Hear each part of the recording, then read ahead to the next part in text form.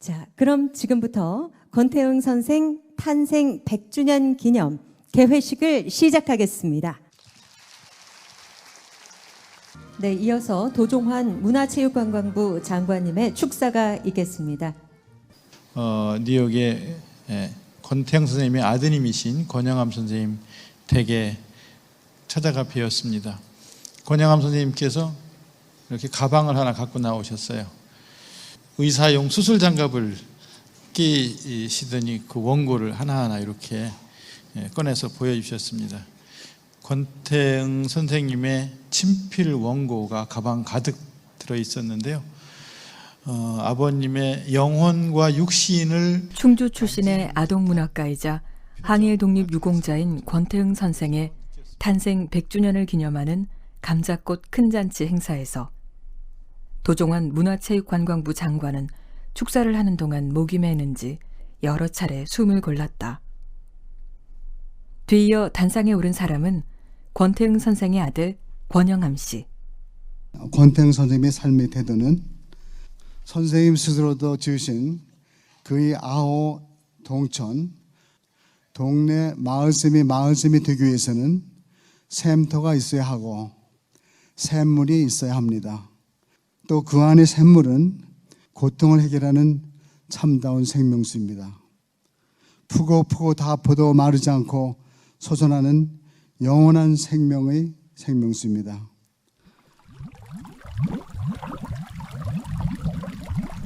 퍼고 다 퍼내도 마르지 않는 영원한 생명수로 살았던 작가 권태흥.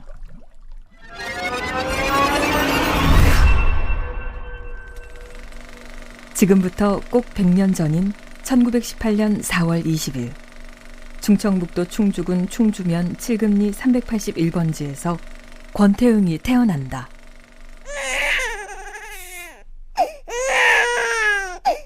그로부터 25일이 지난 5월 15일 충청북도 보은군 회인면 중앙리 140번지에서도 사내아이가 태어난다.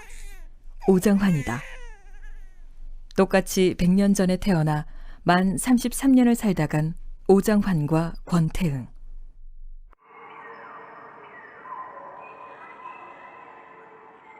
이야, 권태흥 자네 아들 하나는 잘 키웠구만.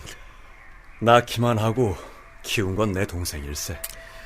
하여튼 자네가 쓴 작품을 애지중지 귀하게 여긴 것만 봐도 잘 컸어. 몸이 아파 애들과 더 많이 놀아주지 못한 것만 생각하면 가슴이 찢어진다네. 이보게, 태흥이 자네가 간절히 원한 세상은 어떤 세상인가? 내가 간절히 원한 세상? 자네 아들 말처럼 퍼도 마르지 않는 영원한 생명수가 흐르는 곳인가? 그런 곳에서 자네는 샘이 되고 촛불, 등잔불이 되려 한 건가? 이복의 장관이 다시 그 시절로 돌아간다 해도 난 똑같이 할 걸세. 일제에 맞서고 아이들을 위해 글을 쓸 거야. 분명하네. 내가 할 수 있는 한 모든 걸 다 바쳐서 말일세.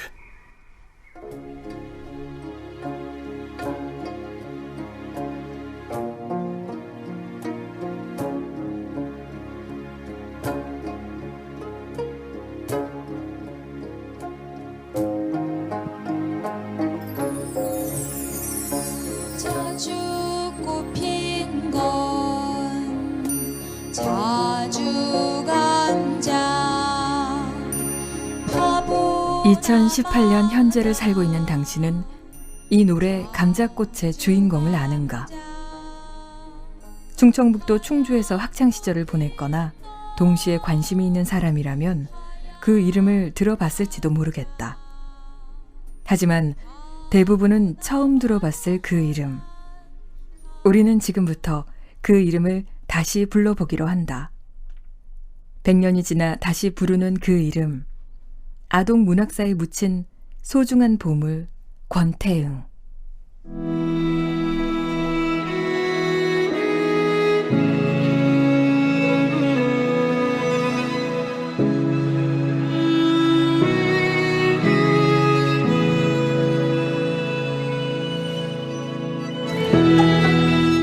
특집 3부작 라디오 다큐멘터리 100년의 노래 영원한 울림 제2부 결애를 사랑한 애국시인 권태응.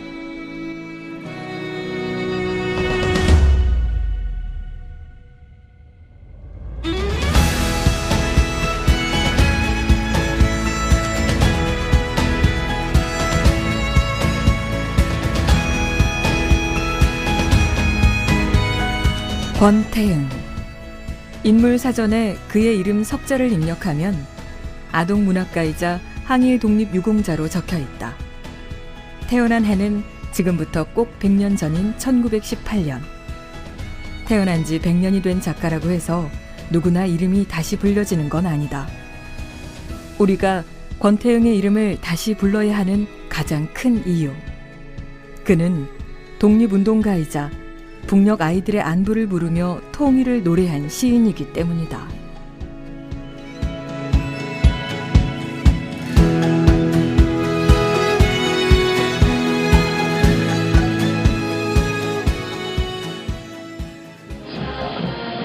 남북 정상이 포옹으로 첫 인사를 했습니다. 비행기 트랩 바로 아래였습니다. 하동으로부터 꽃다발 받고 그리고 같이 소년단. 소년단이라고. 누구보다 분단의 현실을 아파했던 작가 권태응. 그가 1947년에 쓴 동시다.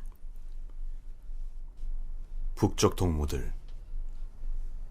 북쪽의 동무들아, 어찌 지내니?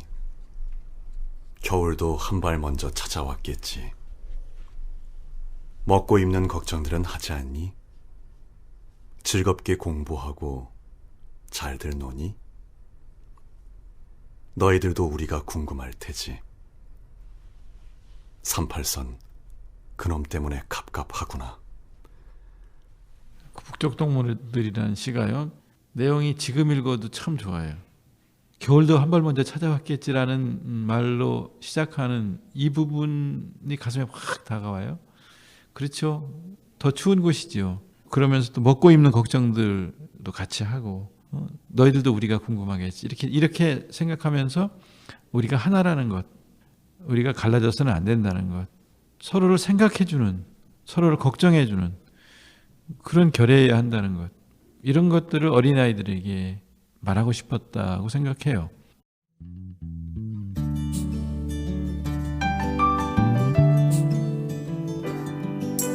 북쪽 동무들아 어찌 지내니 겨울도 한 발 먼저 찾아. 권태응은 해방 이후 한반도가 남북으로 갈라지는 걸 지켜보면서 북쪽의 아이들을 부르며 북쪽 동무들이란 시를 남긴다. 그런데 북쪽 동무들과 감자꽃을 남긴 권태응이 처음부터 문학을 한 건 아니다. 그가 본격적으로 동시와 소설, 희곡을 쓰기 시작한 건 일본 형무소를 다녀온 후 폐병이 깊어졌기 때문이다.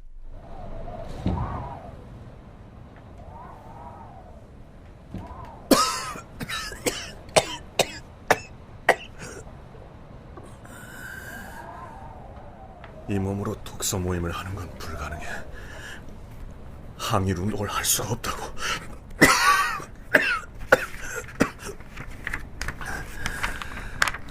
내가 일본에 맞설 수 있는 방법은 하나밖에 없어. 폐는 칼보다 강하다고 했으니까. 그래, 글을 쓰는 거야.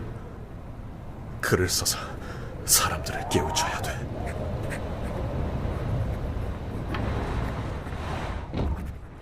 이분이 그 폐결핵으로 말미암아서 이제 어떻게 보면 사회 변혁 운동 뭐 이런 데 뜻을 갖고 있었던 분인데 그걸 할 수 없이 이제 접게 되지 않습니까? 그래서 이제 그 꿈을 문학 창작으로 승화시키고자 하지 않았는가. 그러니까 사회 변혁이라는 것은 꼭 다른 운동으로 뭐 정치적인 뭐 이런 것으로만 할 수 있는 게 아니다. 그런 자각을 했던 것 같고, 그러니까 이분의 문학 활동에는 굉장히 투철한 사명감, 여기 이제 기초를 했던 건 저는 분명하다고 보는데. 권태응 전집을 엮은 김재곤 평론가는 권태응 선생이 마치 촛불이 마지막 심지를 태우듯 등잔불이 마지막 기름 한 방울을 태우듯 투병 중에도 자신을 불살라 글을 썼다고 한다.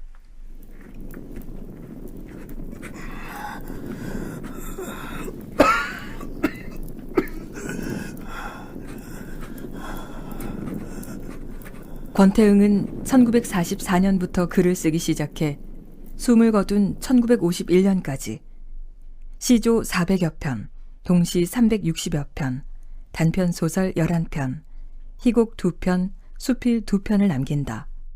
시조와 시, 소설, 희곡, 수필, 다양한 장르를 넘나들면서 글을 썼던 권태응이 마지막에 정착한 분야는 이 나라의 미래, 희망의 또 다른 이름 동시다. 아, 내가 이제 안착할, 내가 궁극적으로 추구해야 될 문학 세계는 동시다. 이걸 스스로 발견하고 그걸 기뻐하는 뭐 그런 것도 나와요. 그 동시집 뭐 서문 이런 데 보면.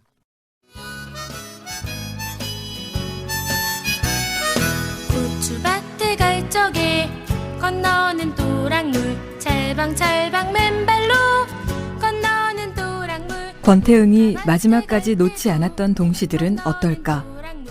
황수대 아동문학평론가, 도종환 문화체육관광부 장관, 임승빈 청주대 교수는 권태응 동시의 의미를 이렇게 말한다.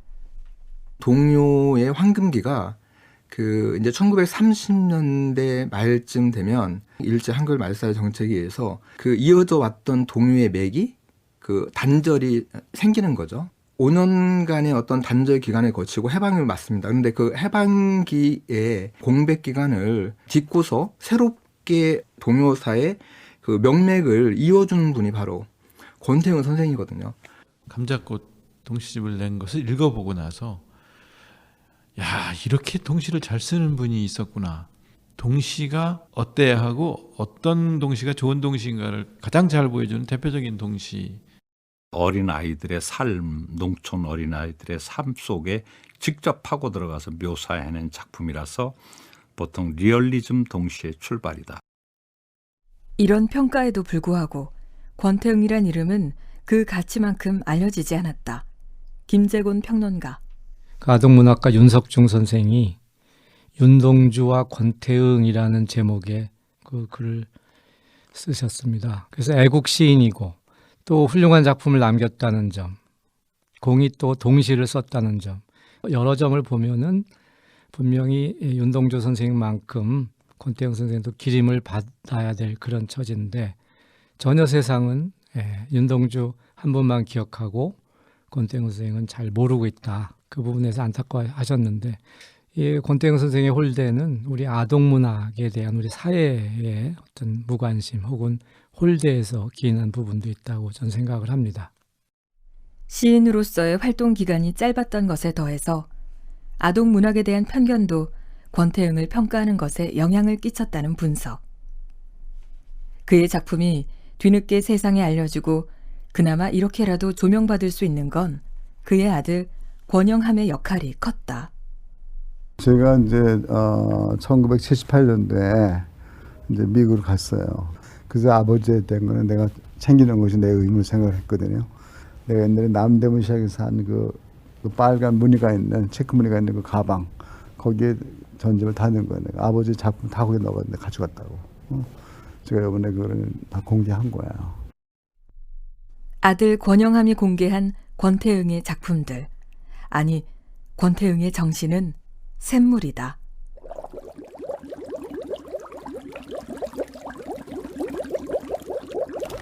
권태응 선생님은 아우를 동천 마을샘이라고 스스로 지으셨는데 그 샘물은 요란히 소리내며 흐르는 물이 아닙니다. 조용한 깊은 곳으로부터 스스로 샘솟고 스스로 맑아져서 모든 이의 갈증과 피로와 고통을 해결하는 참된 생명수입니다. 푸고 다 아파도 마르지 않고 솟아나는 영원한 생명수입니다.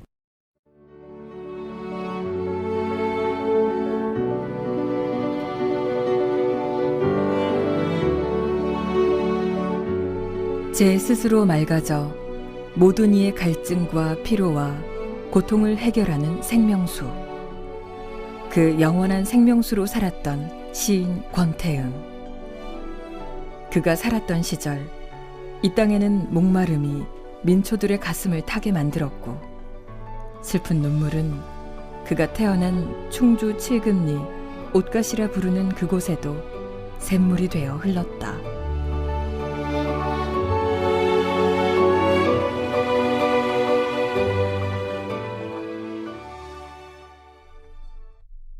어릴 때부터 천재 소리를 들은 권태응은 9살 때 충주 공립보통학교, 현재의 교현초등학교에 입학한다.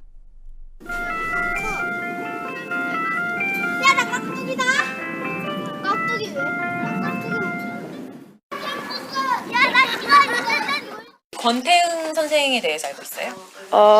네. 책에 감자꽃으로 나와가지고 압니다. 교현초등학교 졸업생이고 감자꽃이 만든 건 알아요.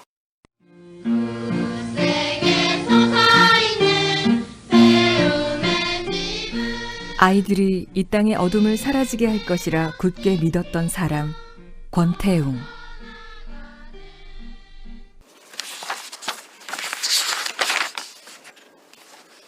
지금 여기 졸업 대장에는 1932년 3월 20일자로 이렇게 졸업한 걸로 봐서 입학은 1928년에 하지 않았나.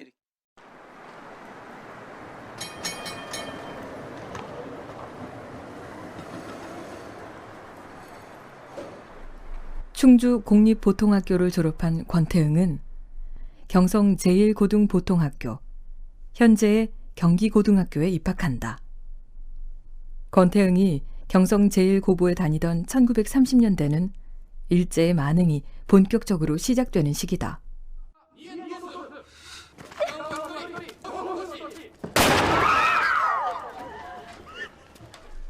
권태응은 고등학교 시절 뜻을 같이 하는 친구들과 등산 모임을 만든다.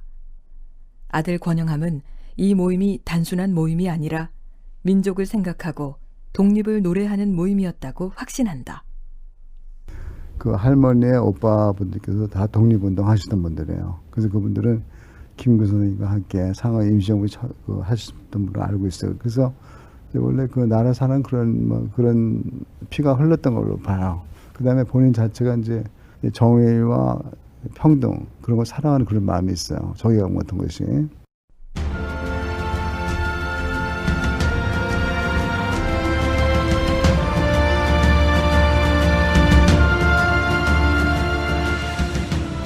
일제강점기 만 33세에 요절한 시인. 그에 관한 기록은 많이 남아있지 않았다. 그때 권태응 선생의 발자취를 찾아 나선 사람은 도종환 시인, 현 문화체육관광부 장관이다. 주로 이제 저희가 확보했던 자료들이 일제 검찰 기록이에요. 그 가장 확실하잖아요. 네. 검찰 기록을 확보를 했는데 우선 보니까 고등학교 때부터 민족의식이 강했어요. 그래서 친일 쪽에 서 있는 학생들하고 대립도 많이 했고요. 나중에는 결국 폭력 사태가 벌어지고요. 또 차별에 대해서 저항을 했어요. 도종환 장관이 찾아낸 기록은 경종 경고비 제3017호의 1 경기도 경찰부 종로경찰서 고등계 비밀서류 1937년 3월 13일. 권태웅과 친구들이 만든 모임의 이름은 UTR 구락부. 이게 참 재밌는 그 이름인데 UTR이죠. 영자 그 이니셜은 UTR인데 엉터리예요. 엉터리. 그러니까 엉터리의 앞자를 그 영어 이니셜을 따서 이렇게 UTR로 이렇게 바꾼 겁니다. 그런데 이제 그것이 곱게 보이지 않았던 1인 교사가 엉터리 같은 놈들 그런 모임이나 만들어서 뭐 이런 식으로 그 모멸감을 느끼게 하는 발언을 했던 거예요. 그래서 이제 거기에 반발하는 의미로다가 그 엉터리라는 말을 자기 모임의 그 이름으로 뜬 것입니다. UTR 구락부 멤버들은 휴일마다 등산을 하면서 민족의식을 키운다. 이때의 심정을 권태응은 수필 산울림에 다음과 같이 기록한다. 제1고보 시절 UTR 구락부를 결성해 휴일마다 등산 모임을 갖고 모둠 일기를 쓰면서 일본 식민지 교육에 대한 문제점을 토론하고 민족의식을 키웠다. 권태응과 UTR 구락부 부원들이 졸업을 앞두고 있을 때의 일이다. 야, 최인영, 너 얼굴이 왜 그래? 누구한테 맞았어? 가와바타 선생이 일본식 격려를 그래서 가만히 있었더니 반항한다고 때리잖아. 수학여행 갔어도 조센징이라고 대놓고 무시하더니 가만 안 둬. 조센징이라고.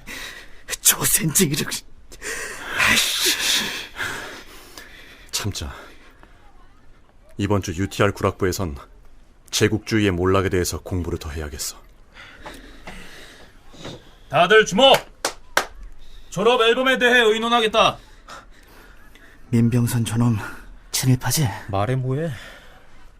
우리들이 무사히 졸업하게 된 건 천황폐하의 홍은과 학교와 가정의 은택이야. 그래서 졸업 앨범을 가와바타 선생님한테 기증해야 돼. 뭐? 우리가 졸업하게 된 게 천황폐하의 홍은? 야, 민병선! 나는 천황폐하의 홍은으로 졸업하는 게 아니라고 생각하는데! 야, 권태응! 왜 그래? 천황폐하 덕분에 졸업하는 거 맞잖아. 맞긴 뭐가 맞아? 네가 좀 맞아볼래? 그거! 가와바타 선생한테 졸업 앨범을 기증해야 된다고? 가와바타 선생은 절대 안 돼! 고마운 선생님한테 졸업 앨범 선물하는 건데 너네 왜 그러냐? 야, 그만하고 우리 기회를 보자. 그래, 민병선 저 친일파. 가만두면 안 되겠어.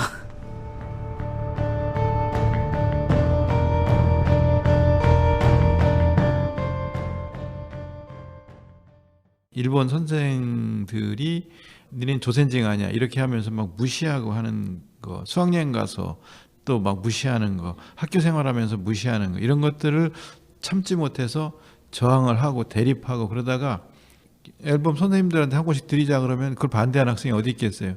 근데 학급 회의할 때 못한다고 그랬어요. 그러니까 그거 왜 못하냐. 이게 다 우리가 졸업하게 된 것도 천황폐하의 홍은으로 졸업을 하는 것인데 그 선생님들께 못 드리냐. 나는 천황폐하의 홍은으로 졸업하는 게 아니라고 생각한다. 이렇게 하면서 사사건건 충돌을 하다가, 야, 민병선, 이 친일파 자식아, 뭐가 어쩌고 어째?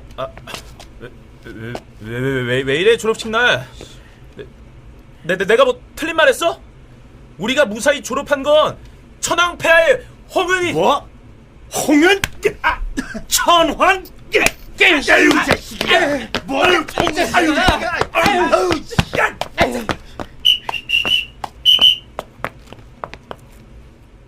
결국은 졸업식 날 친일에 앞장섰던 미나무개라는 친구를 불러다가 이제 친구들하고 같이 이제 집단 폭행을 하고 종로경찰서에 잡혀가서 이제 15일간 구금이 됐다가 풀려나고 뭐 이러죠.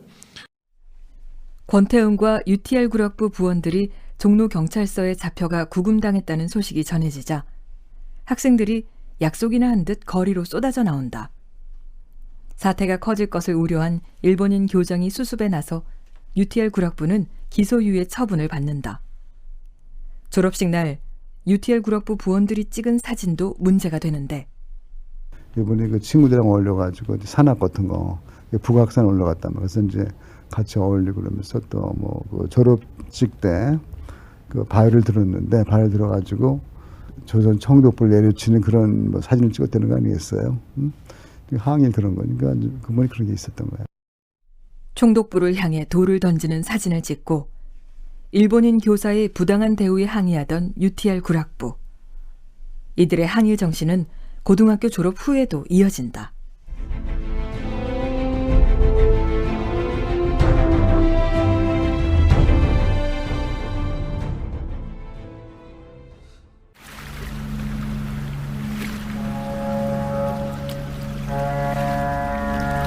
권태응은 고등학교 졸업 후 일본 유학길에 오른다. 와세다 대학 전문부 문학과에 진학한 권태응은 일본에서도 경성 제1고보 33회 출신들을 모아 독서 모임을 만든다. 도쿄 그 소재 그 대학에 입학했던 경기고보 33회, 그 33회 졸업생들이 모임을 곧바로 결성을 합니다. 그게 이제 어떻게 보면 이게 UTR의 일종의 후신이에요. 그것이 이제 독서의 모임이죠. 일본에 유학 가서 와세다 대학 다니면서 독서회 이런 걸 만들었던 기록들이 있더라고요. 그 독서회를 만들어서 어떤 활동을 했는지가 검찰 기록에, 일본 검찰 기록에 상세하게 나왔어요. 그러니까 미행을 계속 했던 거 아닌가 싶은데요. 무슨 책을 읽었는지, 무슨 이야기를 나눴는지, 뭘 했는지, 누구와 만났는지 이런 기록들이 상세하게 있어요. 그래서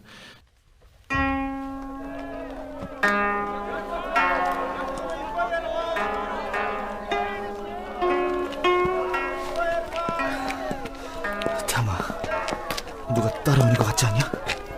너도 눈치챘구나. 아무래도 독서회 모임 장소로 옮겨야 할까봐. 그게 좋겠어. 일단 들어가자. 애들 기다리겠다.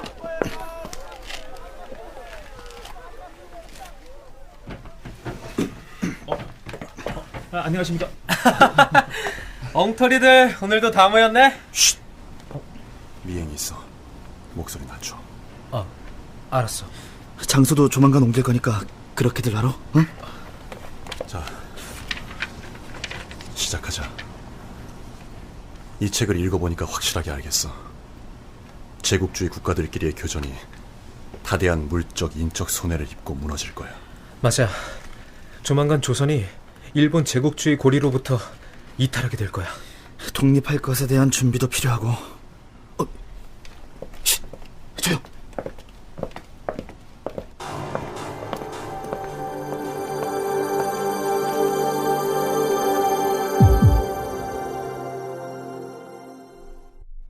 일본 유학 가서 그냥 호요식하며 사는 게 아니라 돌아가서 우리 농촌을, 우리 농민들을, 동포들을 위해서 우리가 무엇을 해야 할 것인가, 지금 시대는 어떤 시대인가, 이런 고민들을 하고 또 그런 대화를 나눴고 읽었던 책들이 거기 기록되어 있는 걸 보면 고민하는 그런 훌륭한 청년이었다는 생각을 하게 되죠.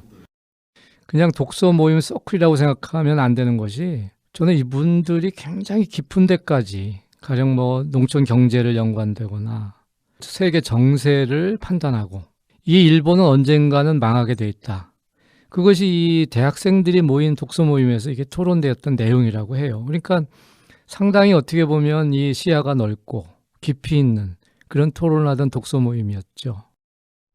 그런데 그만 이 독서 모임은 끝내 적발되고 1939년 5월 권태응은 치안유지법 위반으로 스가모 형무소에 수감되고 만다.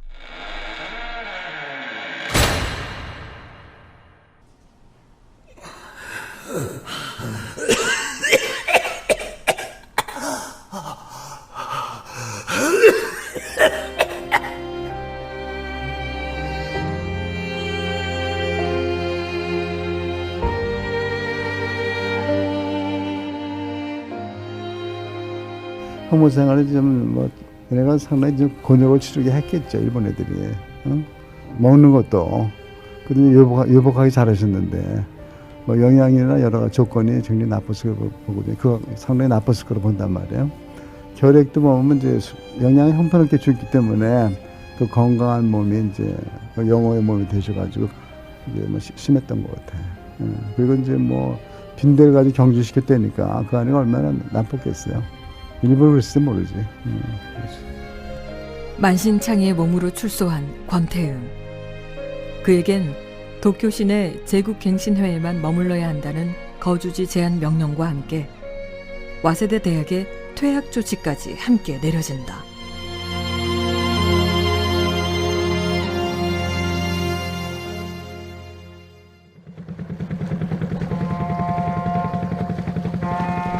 고국으로 돌아온 권태응은 인천에 있는 적십자 요양원에서 치료를 시작한다. 바로 그때 중요한 결심을 하는데,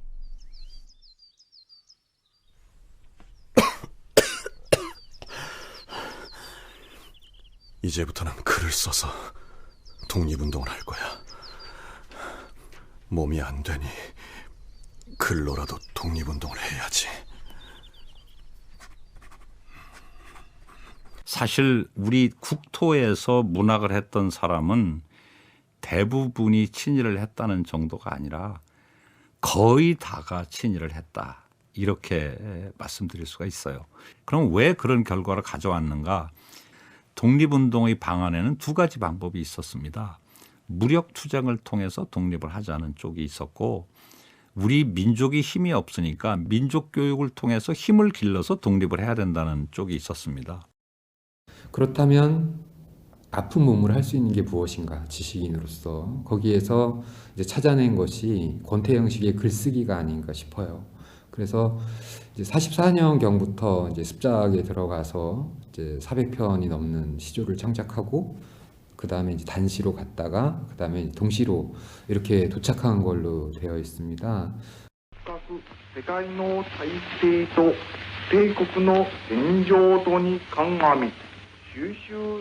해방을 맞았지만 권태형의 병세는 좀처럼 나아지지 않는다. 그 스스로 남아있는 시간이 많지 않다는 걸 예감한 걸까? 고향인 충청북도 충주를 찾은 권태형은 본격적인 글쓰기에 들어가는데,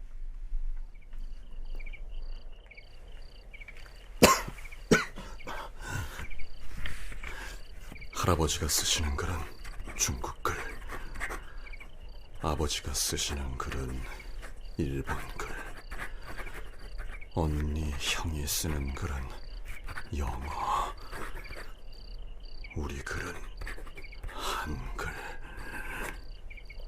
난 우리 문자, 우리 글을 쓸 거야. 또 하나 이제 그 우리 말에 대한 의식이 아주 강화된 시가 있거든요. 우리 문자 의식이 아주 강하게 나타나고 있고, 그래서 언어라고 하는 것이 얼마나 중요한 것인가. 문학이 언어로 이루어진다는 차원을 떠나서 인간의 사유가 언어에 의해서 인간의 사유가 이루어진다는 것까지도 아마 공부를 하지 않았을까, 이런 생각이 듭니다. 권태형은 동시를 쓰기 전 총 3권의 시조집을 엮는다. 김재곤 문학평론가. 이분의 그 시조집 서문과 후기를 보면 시조를 현대화해야 되겠다. 새롭게 현대화해서 그것을 다시 우리의 그 고유의 시 양식으로 이것을 향유하게끔 해봐야 되겠다는 그 굉장한 어떤 포부죠. 시인으로서는. 시조는 아무래도 이제 이게 정형에 가깝지 않습니까? 딱 정해진 3장6구. 이것을 탈피해서 3장6구를 2장으로, 그러니까 종장을 버리는 거죠. 굉장히 어떻게 보면 파격적인 이제 그런 것도 시도를 하고요. 시조를 현대화하는 데 앞장서는가 하면 농촌 계몽 운동에는 아픈 몸을 이끌고 직접 나서기도 했다.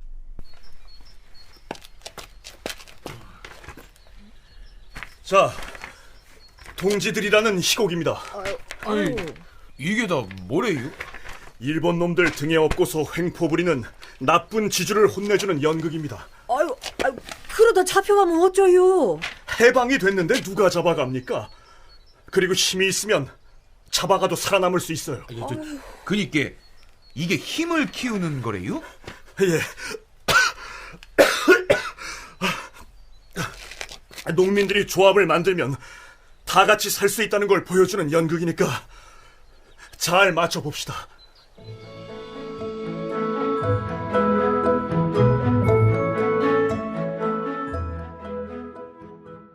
당시 일제를 등에 업고서 그 횡포를 부리려던 지주에 맞서서 그 소장 농민들과 농민조합 운동을 벌이는 내용이거든요. 이 권태형이 갖고 있던 어떤 사회의식의 단면을 이제 엿볼 수 있는 굉장히 귀한 작품이라고 생각합니다. 1946년 1월 20일에 탈고한 양반머슴. 양반머슴은 기존의 농민소설과는 달랐다. 도종환 장관의 평가. 제가 양반머슴을 읽어보고 나서 참 소설도 단편소설도 참 잘 쓰신다는 생각을 했는데요. 이 양반머슴은 몰락한 양반, 이제 머슴이 되어버린 그런 사람이 주인공이고요. 농촌이 달라지려면 지식인이 내려와서 바꾸는 것이 아니라 농민 스스로가 모여서 그 현실에 대해서 토론하고 논의하고 자각하고 일어서고 행동하고 그 주체가 될 때만 농촌이 달라진다라는 그 기조를 담고 있어요. 그런 점에서 이 권태형 선생의 그 농민 소설 양반머슴은 참 중요한 의미를 갖는 소설이다라고 생각을 합니다.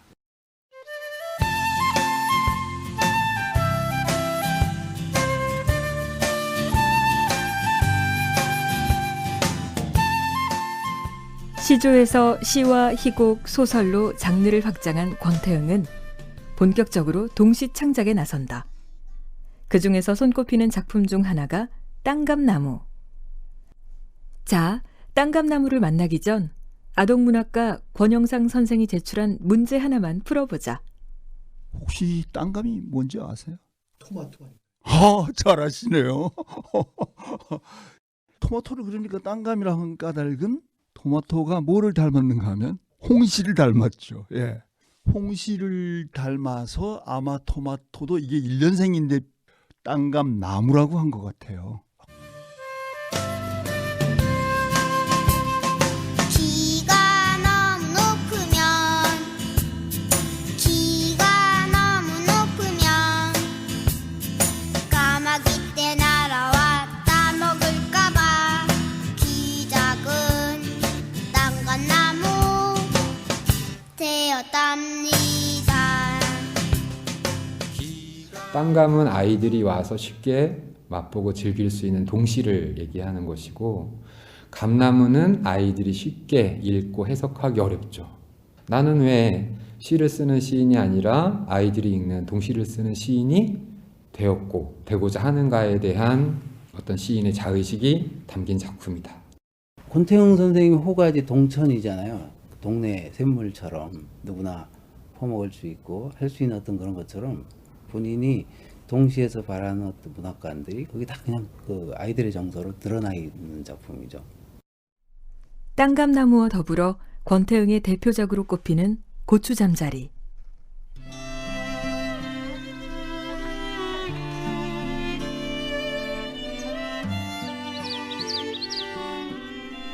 고추잠자리. 혼자서 떠헤매는 고추잠자리. 어디서 서리 찬밤 잠을 잤느냐. 빨갛게 익어버린 구기자 열매. 한 개만 따먹고서 동무 찾아라. 고추잠자리는 혼자라는 외로움의 정서를 지니고 있습니다. 이연의 빨갛게 익어버린 구기자 열매는 병마에 시달리는 시인의 생명의 약이 되거나 또는 구원을 향해 손을 뻗치는 마지막 희망인 듯해서 더욱 마음을 졸이게 하는 시입니다. 이제 이 작품을 그렇게 읽게 되는 것은 바로 폐결핵 3기의 그 중환자의 몸인 권태응 선생이 자기와 비슷한 처지의 존재를 향해서 자기를 이렇게 투사하고 있기 때문에 좀 더 깊은 해석이 가능한 그런 작품이 고추잠자리라고 할 수 있습니다. 땅물 속 맹꽁이가 맹꽁 징꽁 맹꽁 징꽁 운동가에 어린애. 권태응의 동시를 높이 평가하는 또 하나의 이유는 순수한 우리말 표현에다 지역 사투리까지 적절하게 활용했다는 점이다. 문학평론가 황수대 씨의 분석이다. 권태웅 선생님 작품을 보면 지금 쓰이지 않는 단어들, 그리고 그 충북 지방, 강원도에서 쓰이는 어떤 그런 방언, 사투리들이 작품에 많이 등장을 합니다. 이런 어떤 방언, 그 당시 쓰였던 말들이 그 당시 어떤 농촌 모습을 훨씬 더 생생하게 느끼게끔 해주는 역할을 하고 있고요. 아름다운 우리말을 빚어 희망을 노래했던 시인 권태응. 그는 아이들에게 희망을 주기 위해 제 스스로 몸을 낮춰 아이의 눈으로 세상을 보았다. 그 작품에 등장하는 시적 화자의 어떤 모습이 어른들이 만들어낸 어떤 가공의 인물들이 아니라 실제 아이들의 눈과 아이들의 말법으로 표현하고 있다는 거죠. 그런 면에서는 어떤 다른 작품들하고 확연하게 구별되는 그런 특징이라고 얘기할 수도 있습니다. 자기가, 그러니까 당신이 직접 본 것을 쓴다고 하는 점이 좀 다른 것 같아요. 그 농촌과 자연 속에서 실제로 생활하는 사람들의 모습을 그렸다. 아이의 눈높이에서 세상을 노래한 사람, 제 몸을 태워 희망의 노래를 불렀던 시인. 권태응은 1948년 첫 동시집 감자꽃을 발표한다.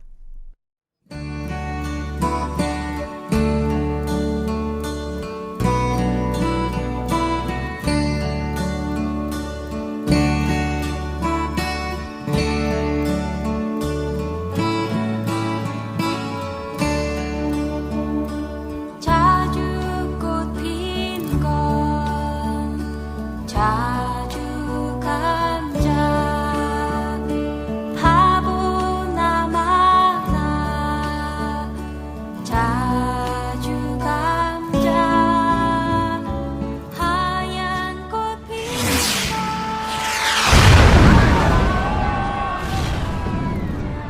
동시집 감자꽃을 발표하고 2년이 지난 1950년 한국전쟁 당시 권태응의 병세는 최악으로 치닫는다. 아들 권영함의 기억 속에 남아있는 아버지 권태응의 마지막 모습은 목화밭에서 환하게 웃는 모습.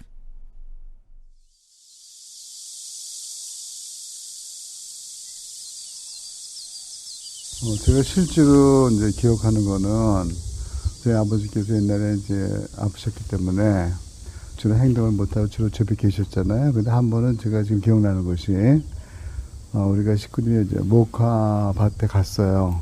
그래서 목화를 따는데 아버지께서 오신 거예요. 다들 좀 놀랐어요. 그때 많이 좀 병이 위중하셨나 봐요. 그래서 이제 그게 그 목화밭이 우리 집에서 멀지는 않았는데 거기 오셨기 때문에 그래서 저도 그런 기억이 나요. 다들 이제 환호하고 그러는 거.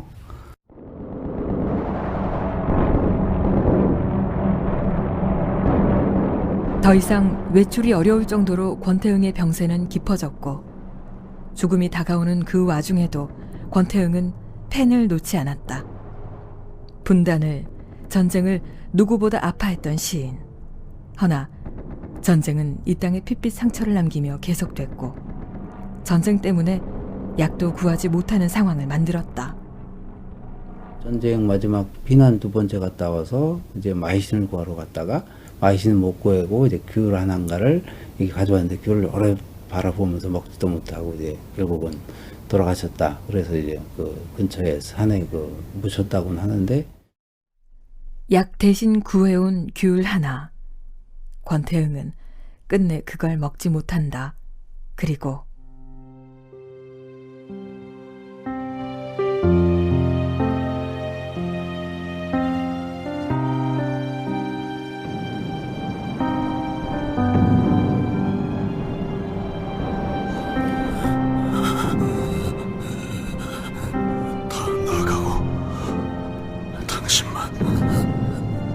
당신만 있어줘요.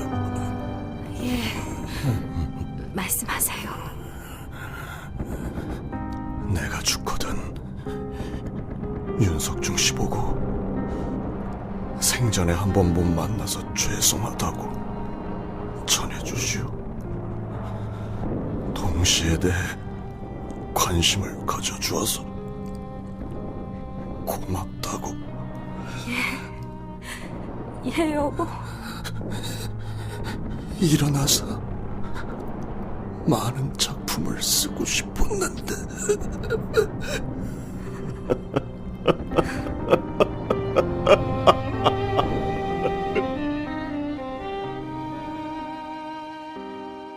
돌아가실 때 본인은 누구도 탓하지 않으셨어요.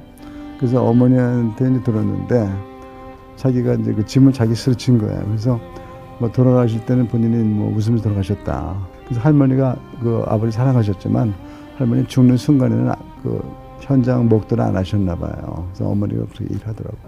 자기가 혼자가 그 죽는 걸 지켜봤다. 아버지는 웃으면서 가셨다고 하더라고요. 손을 흔들면서. 1951년 3월 28일 오전 2시 권태응은 조용히 눈을 감는다.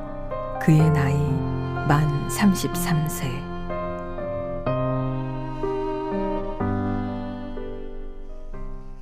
그때 5살이었던 아들 권영함이 아버지 권태응에게 보내는 존경과 사랑의 편지다. 33세의 젊고 어린 나이에 슬퍼하지 않고 조용히 웃으면서 생을 마치셨다는 나의 아버지 권태영 선생님은 아동문학가요. 진정하고 순수한 사심없는 애국자를 하겠습니다. 국민의 대다수가 농민이었고 본인이 평소 사랑하고 연연하던 농민에 의해서 수확된 볏짚으로 그의 죽은 몸을 싸게 하여서 그 당시 죽은 모든 농민의 가난한 농부들이 참가했습니다.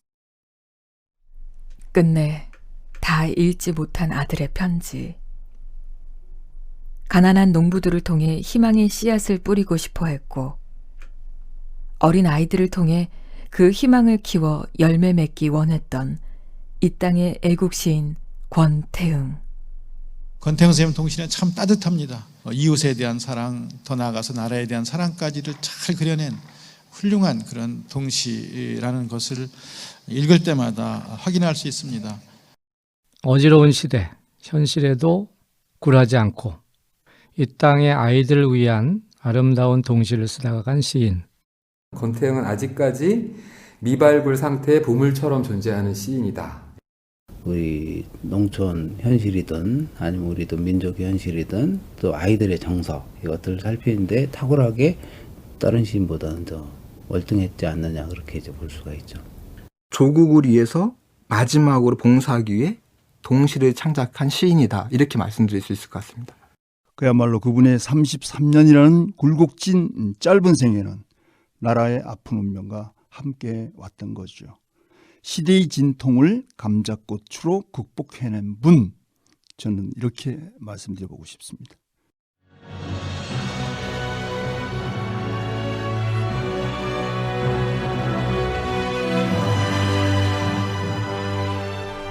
조국의 슬픈 운명과 함께 33년을 살다간 항일 민족 시인 권태응.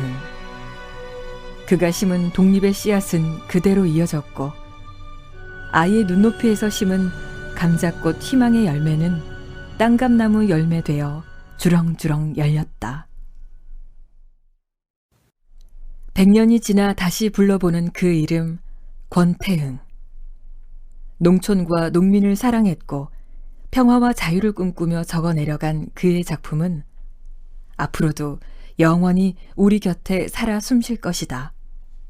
우리가 권태응 그 이름을 기억해 준다면.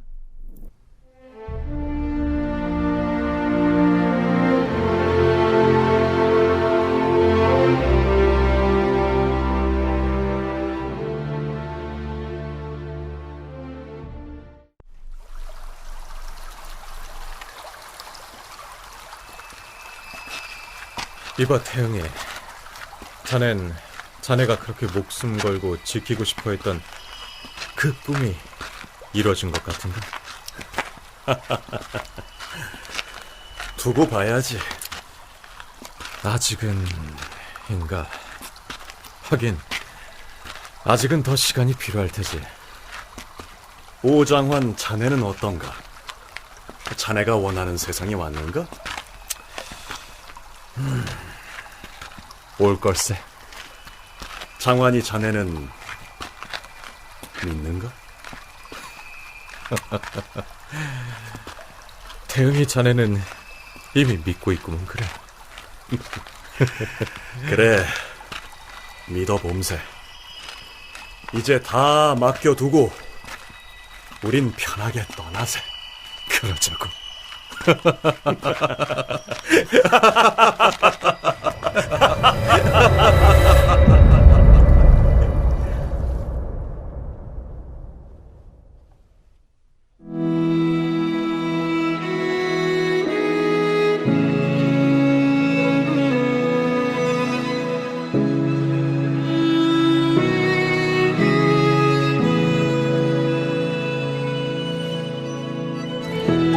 특집 3부작 라디오 다큐멘터리 100년의 노래 영원한 울림 제2부 결애를 사랑한 애국시인 권태응. 기획 심웅석, 기술 신현석 지혜선, 효과 노동걸 김기평, 음악 최연석, 내레이션 전지원, 글 구성 서연희, 취재 연출의 이혜수 프로듀서였습니다.